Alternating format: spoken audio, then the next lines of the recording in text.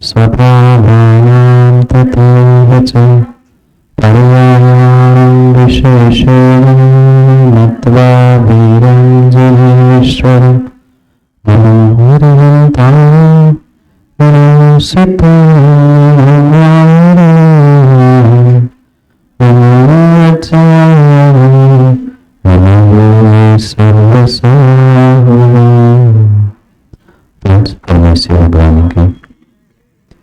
आचार्य भगवान देवसेन स्वामी की, आचार्य भगवान गुरुवर विशुद्ध सागर जी महाराज की, अहिंसा में विश्व धर्म की।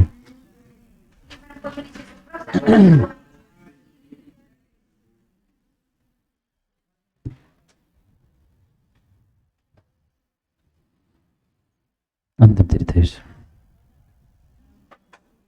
वर्धमान स्वामी के शासन में हम सभी विराजते हैं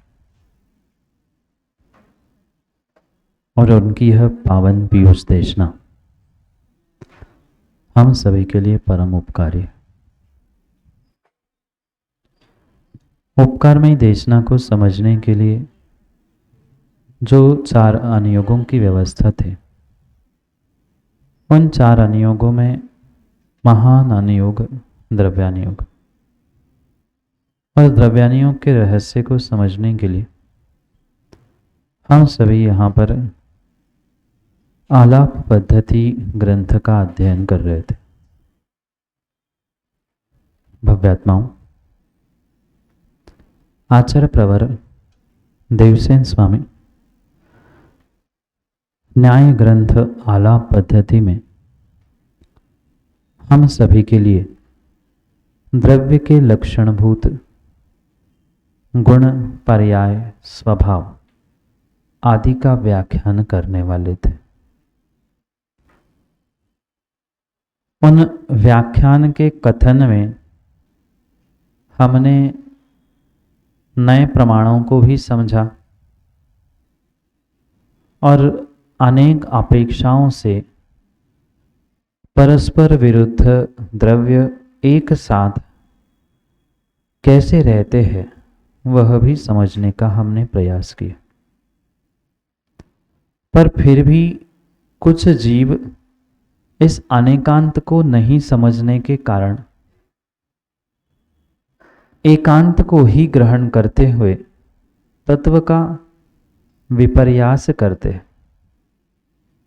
इसलिए उस तत्व के विपर्यास से बचने के लिए एकांत पक्ष में क्या दोष है ये भी समझना होगा। क्योंकि अभी तक हमने जितने गुण, स्वभाव, पर्याय आदि समझे वे कहीं ना कहीं परस्पर एक साथ होने पर भी कुछ अंशों में एक दूसरे के लिए प्रतिपक्ष रूप भी थे। जैसे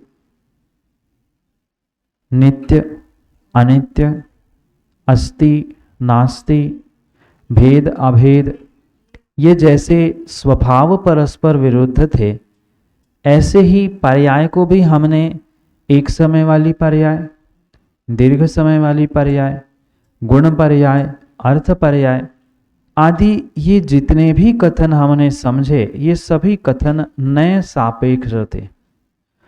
पर नए तभी सम्यक होता है जब उसके प्रति अनेकांत की दृष्टि होती है। अगर किंचित भी वहां अनेकांत को स्थान नहीं है, एक ही बात को लेकर अगर जीव उसे ही सत्य मान के बैठे तो वह उनका एकांत मिथ्यात है, पूर्ण रूप से तत्वों का विपर्यास करने वाला ही है। इसलिए ये जितने कथन हैं, जितने नए हैं, ये सापेक्षता से समझने की आवश्यकता है। अन्यथा अगर उनको हम सर्वथा एकांत से ही, पुनः समझे, सर्वथा एकांत से ही मानेंगे तो नियम से उसमें दोष है। क्या दोष है? उन दोषों को ही समझाने के लिए आगे के सूत्रों को आचार्य भगवंत हमें प्रदान करने वाले। 125 सूत्र हमारे कल पूर्ण हो चुके थे। उसके आगे 126 नंबर के सूत्र को हमें समझना है। उस 126 नंबर के सूत्र को हमें पढ़ना है। बड़े पुस्तक में 157 पेज नंबर पे पहुंचे। बड़ी पुस्तक में 157 नंबर के पृष्ठ पर आपको 126 नंबर का सूत्र मिलेगा। तो छोटी पुस्तक में शायद 157 है, 157 है, ये 100, हाँ दोनों का वही पेज नंबर है। तो एकांत पक्ष में क्या दोष है वो यहाँ पर समझाते हुए जो अन्य ग्रंथों में उद्धृत गाथा है उसको यहाँ पर पहले कहते हुए फिर सूत्र को पढ़ते हैं। छोटी पुस्तक जिनके पास हो शायद उनके पास श्लोक है, नहीं है तो सुनने का समझने का प्रयास करें। दुर्नेकांत मारूढ़ा भावानां स्वार्थिका हिते स्वार्थिकाश्च विपर्यस्ता सकलंका नयायतः। सबके पास तो नहीं, हाँ जिनके पास है पढ़ो।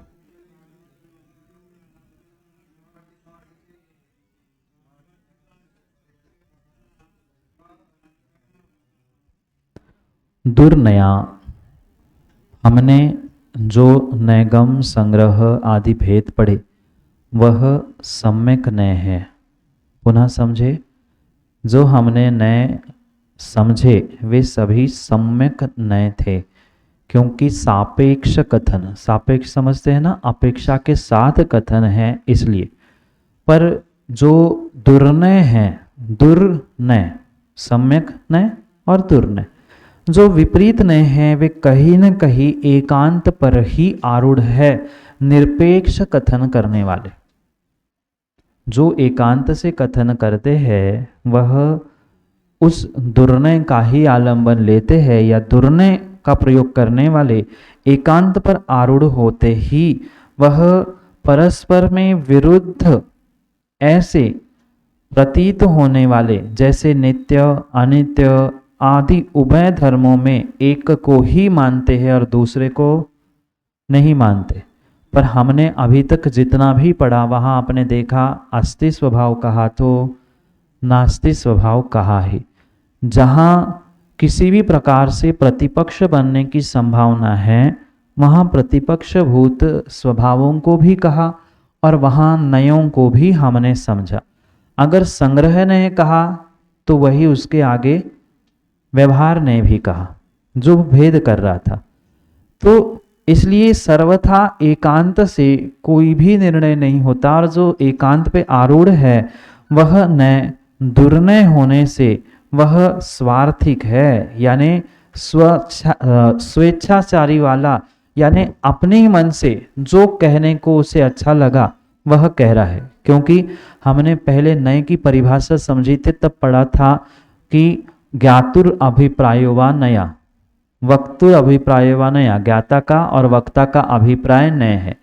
तो वह अगर अपेक्षा से रहित है, एकांत पे आरूढ़ है तो वह दुर्नय है। समझ में आया क्या?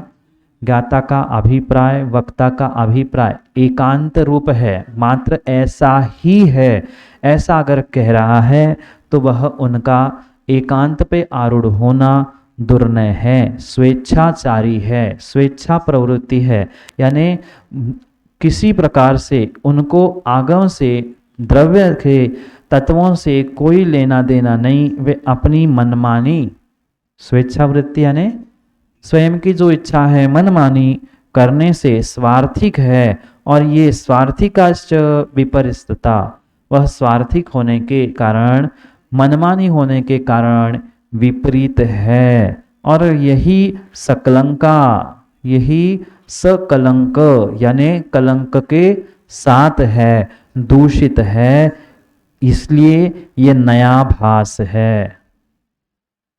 नय और नया भास, आभास, आभास समझते हैं क्या?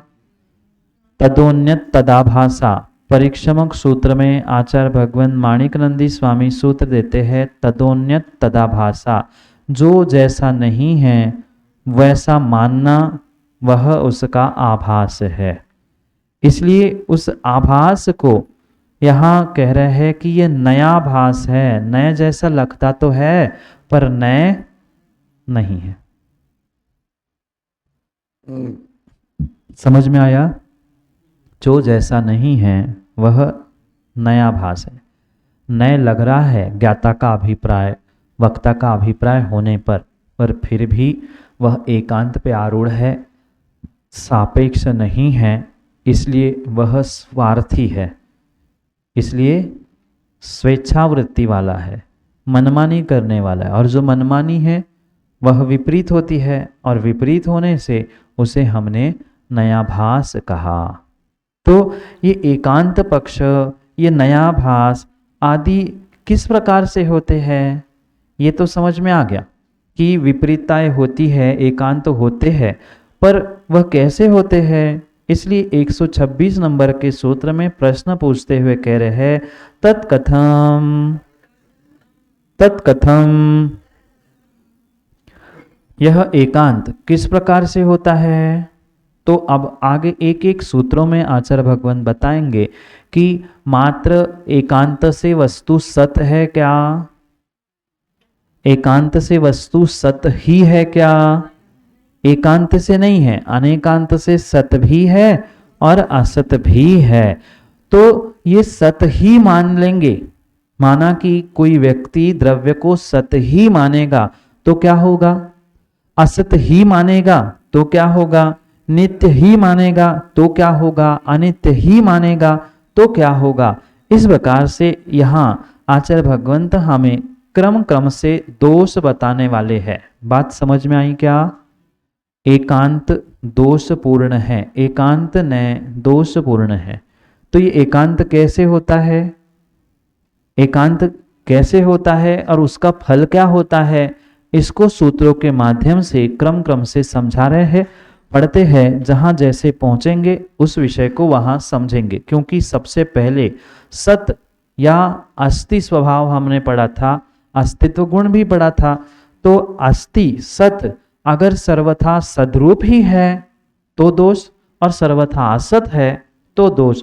उन दोनों को सूत्र नंबर 127 और 128 के माध्यम से समझा रहे हैं। पढ़ते हैं पहले 127 नंबर के सूत्र को। सर्वथैकांतेन सद्रूपस्य न नियतार्थ व्यवस्था शंकर आदि दोषत्वात्,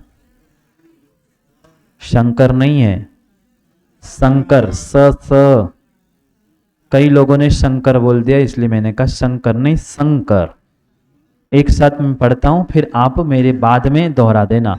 सर्वथैकांतेन सद्रूपस्य न नियतार्थ व्यवस्था शंकर आदि दोषत्वात्।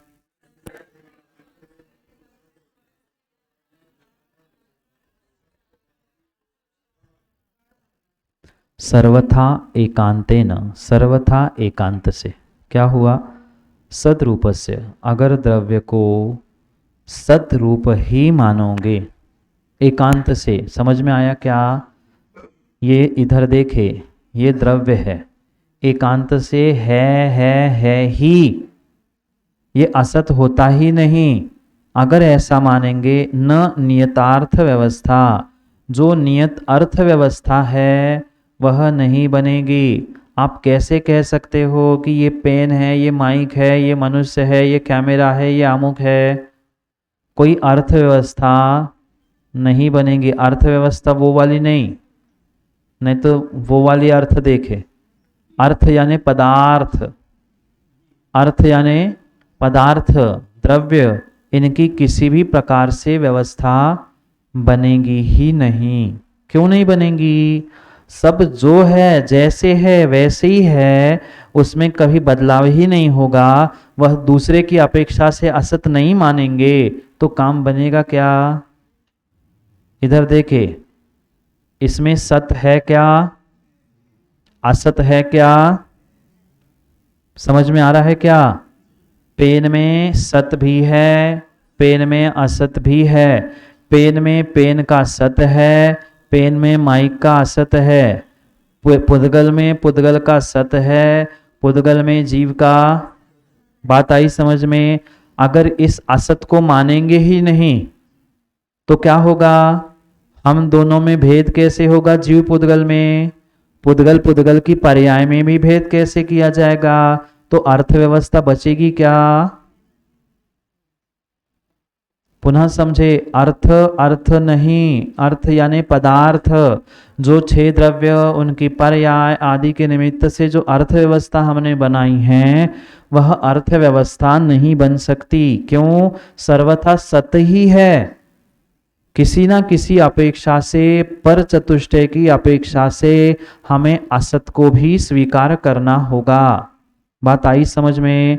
नहीं करेंगे तो नियत जो जिसकी व्यवस्था बनाई है कि ये पुद्गल ऐसा होता है, जीव ऐसा होता है, ये ऐसा होता है, वे सभी व्यवस्था नष्ट हो जाएगी। न नियतार्थ व्यवस्था। क्यों? क्योंकि संकर आदि दोषात, संकर आदि 8 दोष उत्पन्न हो जाएंगे।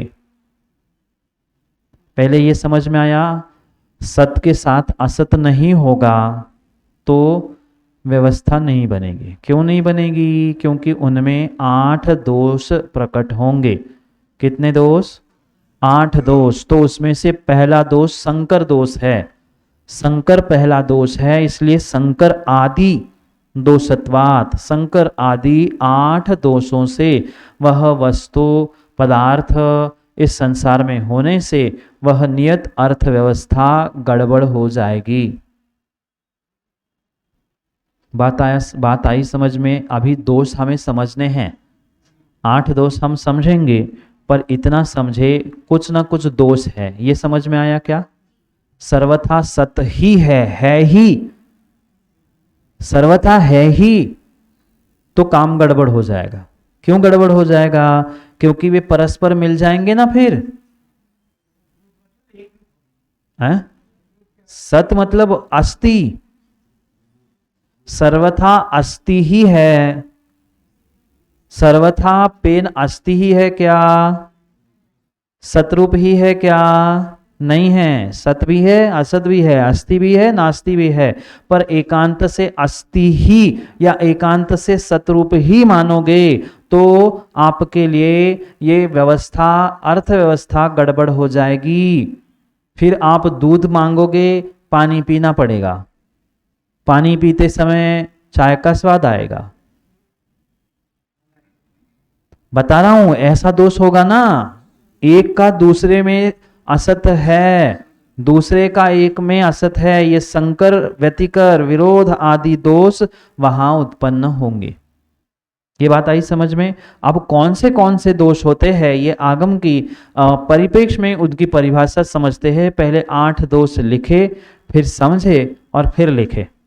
मतलब पहले 8 शब्द लिखे, लाइन छोड़े 2-2, 4-4, या फिर एक साथ एक इकट्ठे लिखो, फिर पहले समझते हैं और फिर उसको लिखने का प्रयास करते। पहला दोष संकर, शंकर नहीं, सड़क का, संकर, सरोते का, सरोते का कह दो। सड़क का अलग होता है क्या? सड़क का कहा मैंने, शक्कर का नहीं। दंती सा, चलो। संकर, व्यतिकर, विरोध, व्यतिकर, संकर, व्यतिकर, विरोध, वैयाधिकरण, संकर, व्यतिकर, विरोध, वैयाधिकरण, अनवस्था, संशय, अप्रतिपत्ति और अभाव। संकर, व्यतिकर, विरोध, वैयाधिकरण, अनवस्था, संशय, अनवस्था, संशय, अप्रतिपत्ति, प्रतिपत्ति, आ नहीं, अप्रतिपत्ति और अभाव, संकर, व्यतिकर, विरोध, वैयाधिकरण, अनवस्था, संशय, अप्रतिपत्ति और अभाव। हो गया 8। ये 8। अब लिखना पढ़ना बंद करके इधर देखें तो जल्दी विषय समझ में आएगा और फिर फटाक से हम उसको लिख भी लेंगे। संकर दोष वह होता है जो परस्पर में मिलने से हो जाता है। वह वर्ण संकर, शब्द संकर, जाति संकर, ये जो शब्द शायद आपने सुने हैं, अंतरजातीय विवाह हो गया, अंतर्वर्णीय विवाह हो गया, तो संकर हो गया, मिश्रण हो गया। तो सत में मात्र सत ही बचेगा, अस्थि ही बचेगा। तो इन दोनों का, इन तीनों का, हम सबका क्या होगा? संकर हो जाएगा, मिश्रण हो जाएगा। जैसे बहुत सारे फल मिला के आप लोग फ्रूट सैलेड बनाते हो क्या आजकल? क्या बना वो? Fruit salad. वस्तु एक बनी पर सब, ये संकर दोष है। आगम से, आगम की व्यवस्था से समझे तो ऐसे मिला के कोई भी सामग्री नहीं खानी चाहिए। तो ये संकर दोष है। समझ में आया? संकर दोष यानी फ्रूट सैलेड, संकर दोष यानी फ्रूट सैलेड, मिश्रण हुआ। ठीक है, आगे पढ़ते हैं। क्या हुआ? हमसे पूछो, हम उत्तर देते हैं। फ्रूट सैलेड चाहिए क्या? खाना नहीं, अभक्ष होता है। आगे पढ़ते हैं। वह व्यतिकर, दूसरा दोष है व्यतिकर। जैसे जिससे जो संभव ही नहीं है, जिसकी जो स्थिति ही नहीं है, वैसी स्थिति हो जाना। क्या आज तक आपने आंखों से खाना खाया, कानों से सूंघा? ये स्थिति कभी बनेगी? सॉरी, ये स्थिति कभी भी नहीं बनेगी। ऐसी ही जो वस्तु की कभी अवस्था बन ही नहीं सकती, ऐसा वह व्यतिकर दोष होता है। अब इन दोनों में अगर हम असत नहीं समझेंगे तो इसकी अवस्था कभी, ये जो पेन है वही ऐसे माइक के रूप में बैठ जाएगा, पर होगा क्या? नहीं होगा। माइक को लेके लिखने लग जाऊंगा, ऐसे होगा क्या? नहीं होगा। अगर सत मानेंगे तो ये व्यतिकर नाम का दोष आएगा। जैसे एक वस्तु, मतलब किसी वस्तु की स्थिति उस प्रकार से ना होने पर भी उसको वैसा कहना। आंखों से हमने खाया था, कानों से देखा था, नाक से पिया था आदि, ये विपरीत कार्य जो उसकी वहाँ स्थिति ही नहीं है, यहाँ ऐसा सूक्ष्म है क्या? ये स्थिति बनेगी ही नहीं। अगर ऐसा, अगर हम उसको सभी को सतरूप मानेंगे तो यह व्यतिकर नाम का दोष आए। तीसरा दोष है विरोध। हाँ, लगेगा ना, जैसी वस्तु होगी वैसा उसमें दोष होगा। अब जीव और पुद्गल भले ही हम एक एक दोषों के निमित्त से समझे, पर फिर भी जीव कभी भी उसमें, जैसे फ्रूट सैलेड में हमने मिला तो दिए, पर कभी एप्पल केला हुआ?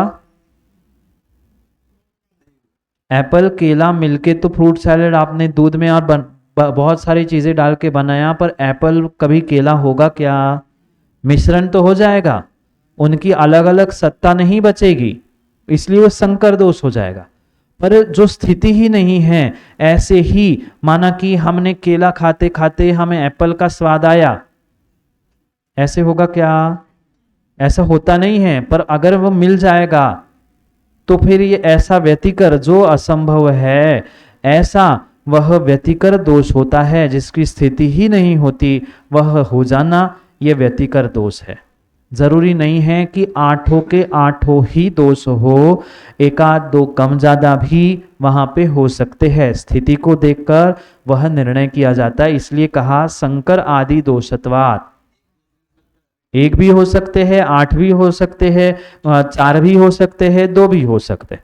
जैसी द्रव्य की परिणति है, स्थिति है, पर्याय है, वैसे उसमें वैसे लगा लेना चाहिए। हाँ, जिस प्रकार से वो सत को एकांत से मान रहे हैं, उस प्रकार से उसमें वैसा दोष लगेगा। आगे शब्द है विरोध। जैसे विरोध, चेतन का जड़ हो जाना। माना कि पुद्गल का, इधर देखे, बाद में लिखो, सब लिखवा लेंगे। ये पुद्गल है और ये चेतन है अंदर वाला।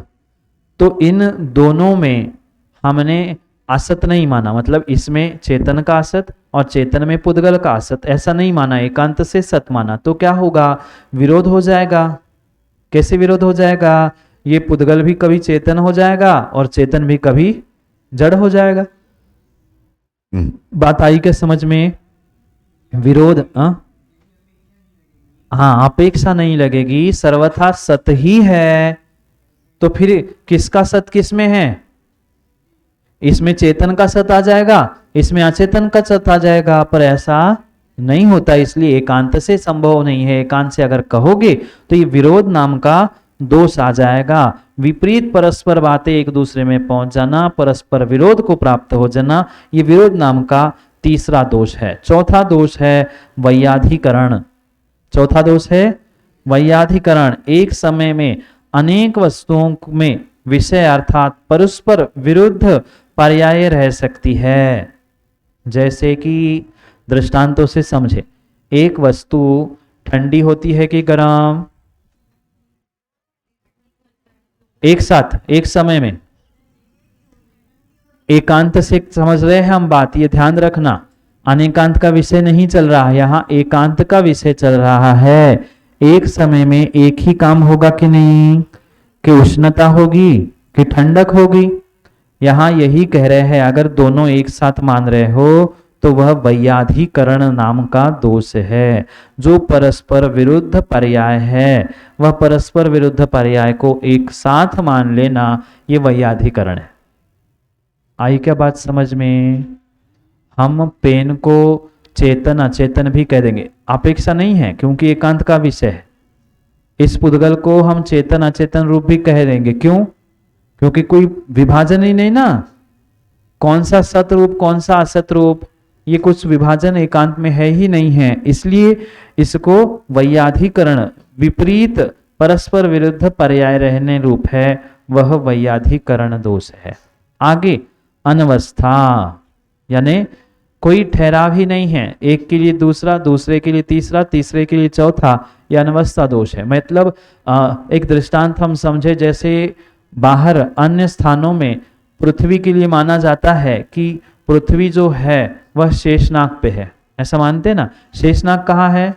तो कछुए के पेट पर है। कछुआ कहाँ है? तो और किसी के पास है। वो कहाँ है? अरे कहीं तो स्थिति बनाओ, ये अनवस्था हो गई। ऐसे ही द्रव्य का एक दूसरे पर, दूसरे का तीसरे पर, तीसरे का चौथे पर कौन है, कुछ ही पता नहीं है। इसलिए ये अनवस्था दोष, यानी ठहराव ही नहीं है, कहीं रुकना ही नहीं, उससे लिए वो, उसके लिए वो, उसके लिए वो, उसके लिए वो, जैसे एक झूठ छुपाने के लिए दूसरा, दूसरे के लिए तीसरा, तीसरे के लिए चौथा, कहीं रुकावट ही नहीं, ठहराव ही नहीं है, ये अनवस्था। ऐसे ही ये अनवस्था दोष है। जैसे संसार किसने बनाया? ईश्वर को किसने बनाया? रुकने से मतलब नहीं, वहां रिजल्ट तो आना चाहिए। अगर संसार उसने, ईश्वर ने करता संसार को हम मान रहे हैं, तो उसकी व्यवस्था भी तो समझनी पड़ेगी, उसने कैसे बनाया। माना कि ईश्वर ने बनाया, तो ईंट चूने कहां से बनाए? मिट्टी से। तो मिट्टी कहां से आई? जमीन से। जमीन कहां से आई? पृथ्वी से। पृथ्वी कहां से आई? ये अनवस्था दोष है। ऐसा अनवस्था दोष इन सभी द्रव्यों में भी प्राप्त हो जाएगा। किसके बाद क्या, किससे क्या, पहले पेड़ कि पहले पौधा कि पहले बीज, पहले अंकुर, क्या हुआ, ये अनवस्था रूप बढ़ता जाएगा। इसलिए ये कहीं ना कहीं एकांत से इसमें ये अनवस्था नाम का दोष घटित होगा। फिर छठवां संशय। संशय कहने की आवश्यकता नहीं है, ये है कि वो है, वो है कि वो है। ये जो उभय कोटि रूप अनिर्णित ज्ञान हो रहा है, उभय कोटि, ये है कि वो है, ये संशय है। पर अप्रतिपत्ति यानी अगला दोष, जो अज्ञान है, जानते ही नहीं है, जो अज्ञान है वह अप्रतिपत्ति है। संशय समझ में आया क्या? ये है कि वो है, उभय कोटि का ज्ञान होने पर भी वह अनिर्णित है, और जहां कोई ज्ञान ही नहीं है वह अप्रतिपत्ति, प्रतिपत्ति यानी जानना, प्रतिपत्ति यानी जानना, अप्रतिपत्ति यानी नहीं जानना, अज्ञान रूप जो दोष है वह अप्रतिपत्ति है। और 8वां दोष है अभाव। पुद्गल द्रव्य का तो अभाव ही हो जाएगा, जीव द्रव्य का, सभी द्रव्यों का अभाव नहीं होगा। पुनः देखे, ये पेन, ये माइक, ये जीव, इन तीनों में सर्वथा सत ही है, एक दूसरे का असत नहीं है, तो तीनों का अस्तित्व समाप्त, तीनों का अभाव हो गया। आया क्या समझ में है? आया समझ में? आगे बढ़े, इनको पहले जल्दी जल्दी से लिख ले और फिर आगे के सूत्र को पढ़ने का प्रयास करें। 8 दोष समझ में आए? उसमें बड़ी पुस्तक में शायद नहीं है परिभाषा, है बड़ी पुस्तक में? हाँ तो उसमें लिख लो आप चाहे, विषय समझ में आया उसको आप चाहे तो ठीक है, 162 नंबर पेज पे आप कल ये सभी लिख के ले आना, और नहीं समझ में आया तो पुनः अपन रिवीजन करके फिर आगे जब बढ़ेंगे तब उस विषय को आप अपने आप से टैली कर लेना, ठीक है। बड़ी पुस्तक में 162 और छोटी पुस्तक में तो जहां पढ़ रहे हैं वहीं पर उसका विस्तार दिया है। मां 8 दोष समझ में आए क्या? संकर है जी। 7वां अप्रतिपत्ति, प्रतिपत्ति यानी ज्ञान होना, प्रतिपत्ति यानी ज्ञान होना, और अप्रतिपत्ति यानी अज्ञान। हम इन वस्तुओं को जान पाएंगे क्या? फ्रूट सैलेड में आपने पूरी पेस्ट बना ली, केला भी और सेवफल भी, सब कुछ पेस्ट करके उस दूध में मिला ली। आप बताइए उसमें केला सेवफल कहाँ है? वो तो मिश्र हो गए ना, एक साथ हो गए। तो अब हमारा वहां पर अज्ञान हुआ ना कि पुद्गल कहाँ है? फ्रूट सैलेड में नहीं, 3 लोक में। पुद्गल कौन सा, जीव कौन सा, उसका स्वभाव क्या, उसका स्वरूप क्या, इसके प्रति हमारी अप्रतिपत्ति हो गई, उसके प्रति हमारा अज्ञान हो गया। और 8वां अभाव है। अब उस फ्रूट सैलेड में जो संकर दोष से बाधित हो गया था, ऐसे उस फ्रूट सैलेड में क्या केले का स्वतंत्र अस्तित्व बचा? पुनः समझे, ये दृष्टांत एक देश होता है और हमें दृष्टांत घटित करते हुए इस बात को समझे। भले ही यहां समझो, देखो ये भी पुद्गल है, ये भी पुद्गल है, ये शरीर पुद्गल है और भीतर में जीव, तो इनका परस्पर में असत हो जाएगा, तो क्या इनका अपने आप में अस्तित्व बचा रहेगा? सबका अस्तित्व एक ही हो गया ना। एकांत इसी तो बात चल रही है, अनेकांत से नहीं समझ रहे हैं। एकांत होने से अभाव रूप दोष होगा, पुद्गल का, जीव का, 6 द्रव्यों का ही अभाव हो जाएगा। एक ही मात्र मिक्सचर रूप द्रव्य बचा रहेगा जिसमें किसी का परस्पर में कोई भी असत ना होने से सभी द्रव्यों का अभाव हो गया। बात आई क्या समझ में? अब आपने जो माँ भोजन बनाया, बनाते हैं ना माँ कच्चा, अच्छा भोजन बनाते हैं तो जो दाल सब्जी में आपने मसाले डाले, अब स्वाद किसका आ रहा था? अलग अलग किसी मसाले का वहां स्वाद आ रहा था क्या? वहां इकट्ठा तीसरा ही कोई स्वाद आ रहा था। जबकि यहां दृष्टांत में पूर्ण रूप से वस्तु के स्वाद का अभाव नहीं हुआ, पर हमें दृष्टांत में समझना है जैसे उसकी स्वतंत्रता नष्ट हो गई, उसकी स्वतंत्रता नष्ट हो गई, ऐसे प्रत्येक द्रव्यों की स्वतंत्रता नष्ट होकर एक ही पूरा सब कुछ बन गया। तो एक सब कुछ होने से उसकी स्वतंत्रता का अभाव आ गया समझ में? ये 8 दोष। हाँ जरूरी नहीं है, इसीलिए तो कह रहा हूं कि कुछ ऐसे दोष है जो जोड़ी से ही होंगे, कुछ ऐसे है जो हम जैसे परस्पर विरुद्ध कह रहे हैं। वहां विरोध है। अगर हम विरोध दर्शा रहे हैं तो हम अभाव नहीं कह सकते। अविरोध कहेंगे तो अभाव नहीं कह सकते, और अभाव कह रहे हैं तो विरोध नहीं कह सकते। आया समझ में? इसलिए कहीं ना कहीं इस पे चिंतन करके हम उसके कम ज्यादा आदि कर सकते, पर उसकी आवश्यकता नहीं है। विषय मात्र इतना समझना है कि एकांत से सत मानने से इतने सारे दोष होते हैं। आया समझ में? आप अपनी पुस्तकों से इसकी परिभाषा लिखे, नहीं लिख पाए तो कल पुनः हम उसको समझेंगे। पर अगले सूत्र को जो असत मानने वाला है उसको 128 नंबर के सूत्र के माध्यम से पढ़ते हैं। तथा सद्रूपस्य सकल शून्यता प्रसंगात्।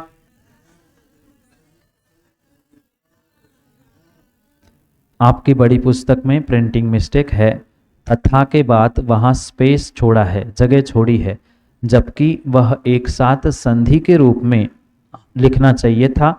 लिखते समय शायद प्रिंटिंग मिस्टेक हो गई है। समझ में आया क्या? सूत्र नंबर 128, तथा के बाद स्पेस है, जगह है, पर जगह नहीं चाहिए थी। अगर जगह छोड़ेंगे तो वह अर्थ का अनर्थ हो जाएगा। तथा सद, ये पूरा एक साथ शब्द है, तथा सद्रूपस्य, ऐसा। तथा के बाद कोई भी स्पेस, कोई भी जगह नहीं छूटनी चाहिए थी। ठीक है? तथा असद्रूपस्य, क्योंकि दूसरा एकांत असत रूप हम मान रहे हैं। पहला सदरूप हुआ कि नहीं? अब असत रूप। एकांत से अगर असत रूप ही मानेंगे तो सकल शून्यता प्रसंगात, सबकी शून्यता हो जाएगी। सर्वथा असत, ये क्या है? असत। ये क्या है? असत। ये क्या है? असत। तो शून्यता हो जाएगी। जो शून्यवादी है, कौन? प्रोफेसर जी। जो शून्यवादी है वे यही कहते हैं, ये क्या है? ये अगौ है, ये अपेन है, ये अमायिक है, ये अजीब है। अरे है क्या? वह कभी है बोलते ही नहीं है। वे यही कहते हैं, ये क्या है? ये पुस्तक नहीं है। ये क्या है? ये कॉपी नहीं है। ये क्या है? ये माइक नहीं है। ये क्या है? ये जीव ने। अरे है क्या? है नहीं है। क्यों? वे नास्ति कहते हैं, असत रूप कहते। तो एकांत से असत नहीं है। एकांत से असत हो जाएगा तो शून्य नहीं हो जाएगा। किसी ना किसी का तो सत है। बात आई समझ में? ये बौद्धों का सिद्धांत है, ये क्षणिकवादियों का, शून्यवादियों का सिद्धांत है। वे कभी ये मानते नहीं है कि ऐसा है। कुछ भी पूछो, ये क्या है? ये गाय नहीं है।